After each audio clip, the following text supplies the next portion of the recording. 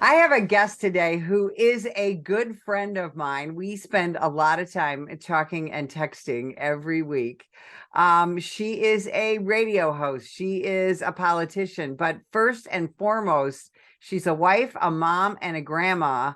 And she is the executive director of Project 25, which here in Southern Arizona and nationwide, it handles a topic that is near and dear not only to American law enforcement, but really to everyone in the United States who is concerned about the exploitation of women and children, not just on our borders, but throughout this nation. Kathleen Winn, welcome to the show. Thanks, Betsy. Thanks for having me. So, first of all, I just want people to know your incredible background, and of course, we only have a couple of minutes, but you have just seen and done so much. Tell people. Well, I've been on this issue for about 13 years. I got into this because I worked at our Arizona Attorney General's office. I was the community outreach director for the state. It was my job to warn consumers how they could become victims of crime. And so through that, you discover how crime is being committed. And when I left that job in 2015, what was on my heart was how children were becoming victims, internet crimes against children, substance abuse, and particularly the crimes against children where children were being exploited or actually sold for sex. And so I took that on as a personal mission and developed Project 25 at that time. It's a 10-year commitment to end sexual exploitation in our country. So, this is a topic that a lot of people say they're concerned about, but most people don't want to talk about it. And I was decades ago, I was a child sex crimes investigator. In fact, I did that pre-internet when child porn was literally handed down via videotape or photography, things like that. Now, child porn, of course, is rampant on the internet. But the exploitation of children just doesn't involve film, and it doesn't just involve the internet. It involves horrifically real live boys and girls, doesn't it? It does. And unfortunately, it is a growing crime. So it is when you buy a child, you pay more. So if you're buying someone who's over 18, there's a price. They like to get, typically when someone is selling a human being, they're selling younger and younger. But if you go under 18, there's all kinds of laws against it. That's a minor. Minors can't consent. But what we have is we have a demand for that. There's a market for that. We've now started to see in the culture where there's, instead of calling it pedophilia, we now call it minor attracted.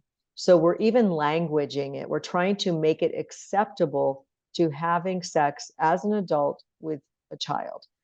It should never be acceptable. And children legally cannot consent to that action. So if someone is force, fraud, or coercion, which is the legal standard, if someone is forcing a child to have sex and profiting from it, it breaks all kinds of laws. Never mind the moral decency and just how evil that is. But we have a huge market for that. So you have people that are creating child porn, and that's a market. There are people that take young people and convince them to they're a boyfriend, or there's some other way that they get groomed through gaming. There's thousands of different ways, unfortunately, that kids are being groomed, and they are being used in the sale of commercial sex.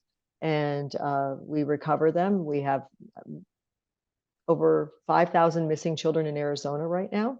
It's a terrifying number, and we're not alone. This happens across the country. Now, the term groomer, again, has bizarrely become politicized in the recent months, and it's said to be, if I call somebody a groomer, I'm somehow insulting them. Explain to people truly what grooming is and how that factors into what we're talking about. So grooming is the systematic conditioning of another person to get them to believe that what you're offering them is a opportunity. We see it with maybe 16, 17-year-olds where they're asked if they want to be lingerie models, right? So young girls, oh, you're so beautiful.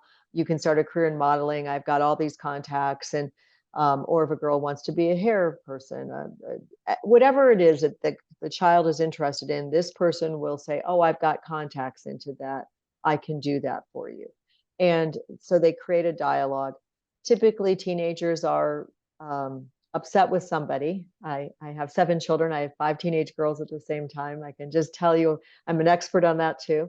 But quite frankly, kids are, their brains aren't fully formed. They make bad choices. And so the people that are preying on them know this and exploit them by giving them choices of, here, come with us, we can do this for you. And they believe that they are going to do what they say they're going to do, but typically they're just trying to lure them out of their safe environment, and they're gone. And sometimes we find them quickly. I just had a case over the weekend where we found the girl. She was missing since September, from Arizona, from Phoenix. We found her in Texas. She's now home with her family in Florida. But she's now going to have to start on a path, because from September till January, she was being trafficked. And this means they're getting repeatedly raped every day for profit, and they don't get the money. The person that groomed them gets the money. How big of a factor is social media? We'll talk about gaming in a minute, but just social media, Instagram, Twitter, Facebook, all the social media sites, especially Instagram, that kids tend to frequent. Well, social media is like handing kids a loaded gun. I'm older, but when we were growing up, magazines used to have the brown paper around them, right? There's a Communication Decency Act that says children shouldn't have certain content, but yet there's no filters on kids' phones. So kids can go anywhere, can learn anything. So where do kids go? They go where they're prohibited to go, or they get into conversations with people. And really, children don't discern who they're talking to. If there's a picture of a cute boy or something that they are attracted to, they will engage in a conversation without asking, oh, are you really a 45-year-old middle-aged guy? No, they don't know to ask the next question. They want to believe that they're driven by likes, they're driven by popularity, they're driven by being famous. The internet is a way to get access to our kids that for people that we'd never allow through our front door. And so that's where children live. And unfortunately, parents wanting their kids to fit in keep giving phones or computers or laptops or iPads to kids at younger and younger ages, which the second you do that and you leave them unmonitored, you have no idea who's talking to your kids. And a case that we've had now for 3.5 years, mom and dad would go to bed, and at 11 o'clock, this girl would take out her laptop and communicate till 2, 3 in the morning to unknown strangers in her bedroom. And she's gone. She's been gone for 3.5 years. We're still looking for her. And we know who she was with, but we are desperately trying to get her home. And kids need to understand there's serious consequences. And typically groomers or predators will say, don't tell your parents, don't tell anybody, this is our secret. They kind of make it mysterious or romantic. And unfortunately, many children don't tell their parents. And so they don't know. Online sexual predation has been happening for 25 years, Kathleen. Why haven't we been able to get a handle on it? Well, I think before you didn't have such a concerted effort towards children. The other thing that's happening is hypersexualization in our schools. So we've gone from teaching biology to teaching sexuality, which is not the role of education in this country, but it has become the role. And so our children it's normalized for them to send nude pictures. Now, if you own that phone as a parent and your child is sending nude pictures of themselves, that could be construed as child porn. You might have some liability for that. For each image is a charge if you are disseminating child pornography. So, but but kids they get into these relationships and they think that, I'll just do it because I really love this person. And they really are convinced that they're doing something that's private. But as we know, once it's out on the internet, it's gone, and you cannot get it back. Just like that money you sent in Nigeria. That's also gone. So free warning. But people need to understand that you have to teach your children that their self-esteem, their body is something that's worthwhile protecting, that you wouldn't just give it away, because they're giving their intelligence, they're giving away their creativity, all of that, by engaging with someone that they don't know online. And that person then becomes their primary person. I can't tell you how many young girls I've talked out of leaving their parents and their home because they think they're running off with the love of their life. And it happens over and over and over again. I wish I had $1 million for every time one of those cases. I'd be a very rich woman. I'm not trying to be sarcastic, but we have to do a better job of instilling values in our children and building up their self-esteem and their self-confidence, so they're not reliant on whether their friends like them on Facebook or Instagram or Twitter or whatever, but that what matters most is how they value themselves. And then approach the other side of it, which is the demand side, people that are willing to pay for sex with children. There aren't enough. We've changed a bunch of laws. I will continue to work on that. We have to punish people that believe that that's an acceptable practice to groom and have sex with children. It's just, and it's a growing criminal enterprise, as you mentioned. What's law enforcement's role in preventing this? God bless. Law enforcement, talk about doing so much with so little. So right now, I mean, we've never had such recruitment issues. So what have we done? This is a perfect storm, right? So we have demoralized and tried to diminish our law enforcement, right? Over the last few years, especially, there's been a concerted effort to say it's bad to be a cop. Cops are bad people, all those things. But yet, when you get in trouble, who do you call? You call a police officer. The nature of the crime, unfortunately, the criminal enterprises are well funded. They have gotten better at their craft, if you will. We have all kinds of unknown persons in our country, over 5 million. So unsolved crimes, the rate of unsolved crimes is under the 50% threshold. So it's a tough job to be a cop. But what you can do is to keep good track of your children, to support law enforcement. The other thing we need law enforcement is they kind of need to come into the technology world, and they need to start to, good old beat cops and people out on the street. We need that. We need people to direct traffic. We need people to do investigations, but we need to apply technology because the bad guys are using technology, and we need to be able to track them. So I think there needs to be a way to train new officers on the nature of the crime, how crimes occur, and what technology can we bring to those law enforcement officers. And that's a lot of what my nonprofit does, is focusing on bringing tools and training and skills to law enforcement. We trained 120 officers last week. We have the Super Bowl here in a month, and having them have at least the latest and greatest that is available to them. And there's going to be teams of people here looking to hopefully rescue or recover missing children. And that's some of the work that we do. So you and I both live relatively close to the southern border here in Arizona. Talk about our open border issue. And yes, despite what the Biden administration says, everybody, our southern border is wide open. Talk about how the open border in this country affects human trafficking and the exploitation of women, children, of women and children. Well, I'm going to approach this from two different ways. The border is wide open and people are coming in, right? And we have people from all over the world. They leave their ID cards on the ground, so when they come into the country, they don't have any ID. And we have many women and children being brought into this country.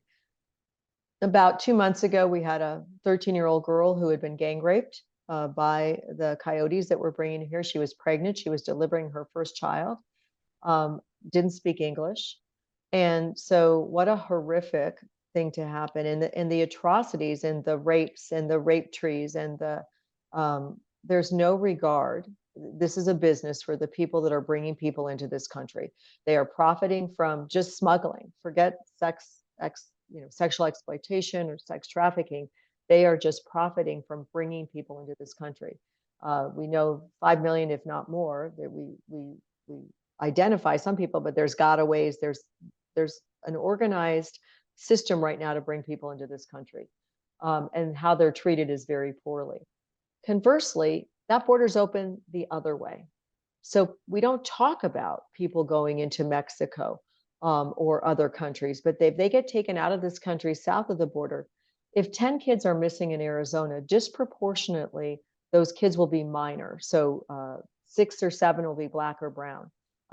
Less white children go missing. It's not a race thing, except that if you're trying to sneak someone into a different country, the color of their skin matters, because you can, if you take a Hispanic girl from Arizona and you take her into Mexico, she's going to blend a lot better than if she's, someplace else. So we're seeing that. Also, separate reporting are Native Americans. So our Native American, we have 22 tribes in Arizona, and somewhere over 5,000 missing women and children, now they categorize theirs differently, are also missing. And they don't report the same way. They have a different law enforcement system. And we don't have communications between our tribal lands and our everyday law enforcement. If you commit a crime on tribal lands, let's say you're at the casino and you sex traffic, the penalties there are much less. Well, the predators, the criminal people know this. So where do they go? They will go there. And so if you get caught, that's a better place to be caught, because your penalties are not as severe as if you're off the reservation. And so little nuances like that, money laundering, all these different aspects. And so the people that are fighting this have to understand that border, we've had a 3,000% increase in sexual predators coming into this country. Well, I want you to say that again. Say that again. We've had a 3,000% increase in sexual predators coming into the country.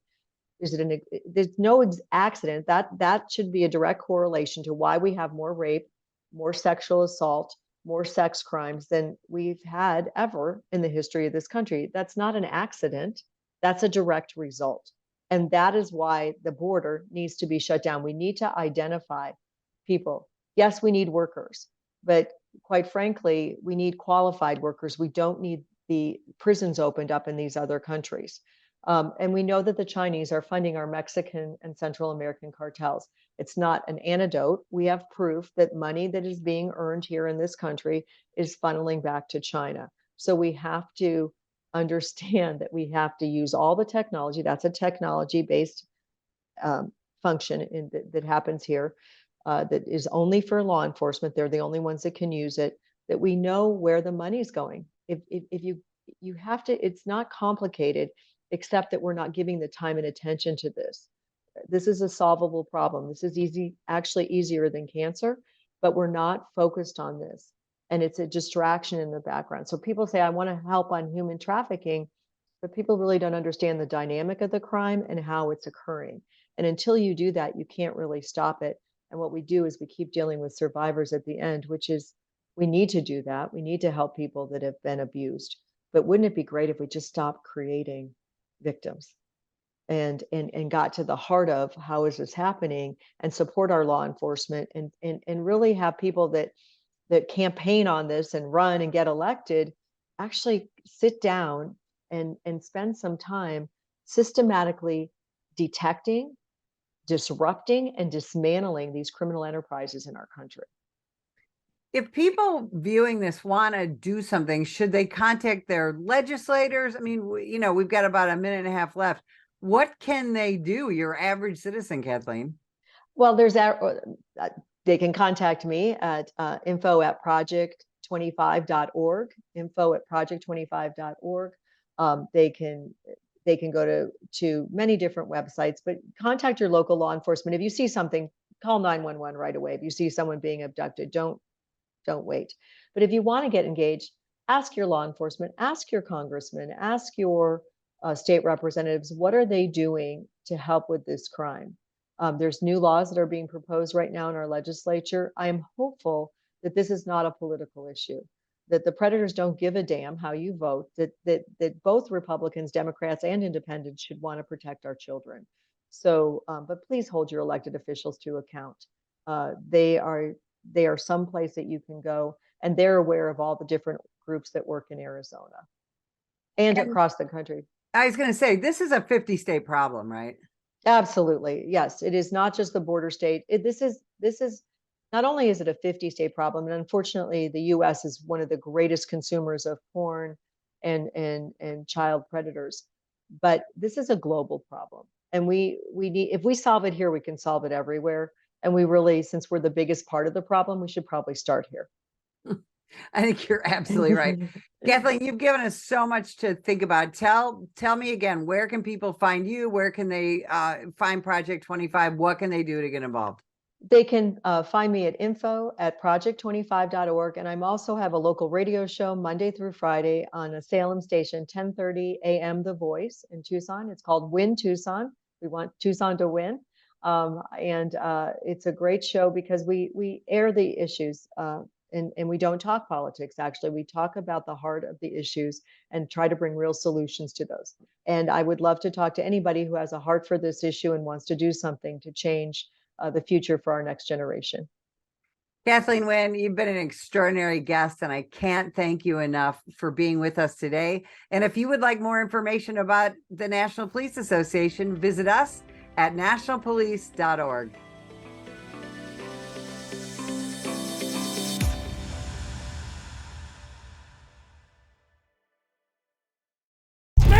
Put the gun down! Put the gun down! Last year, law enforcement officers were involved in hundreds of thousands of use of force incidents. A use of force incident is when an officer must use nonverbal tactics to gain control of a dangerous situation. Put the knife on the ground. In many cases, officers have no choice but to use force when a suspect doesn't comply with a lawful order. Use of force is always ugly. No one likes it, especially police officers. Together, we can help de-escalate these dangerous encounters. Help police officers by complying with their lawful orders. Don't attack, attempt to disarm, or flee from an officer. Use of force is an officer's last option. Most incidents can be avoided by not resisting arrest. If you feel you've been wrongfully detained by a police officer, then seek a legal solution after the encounter has been resolved. Let's keep everyone safe. Comply now and complain later.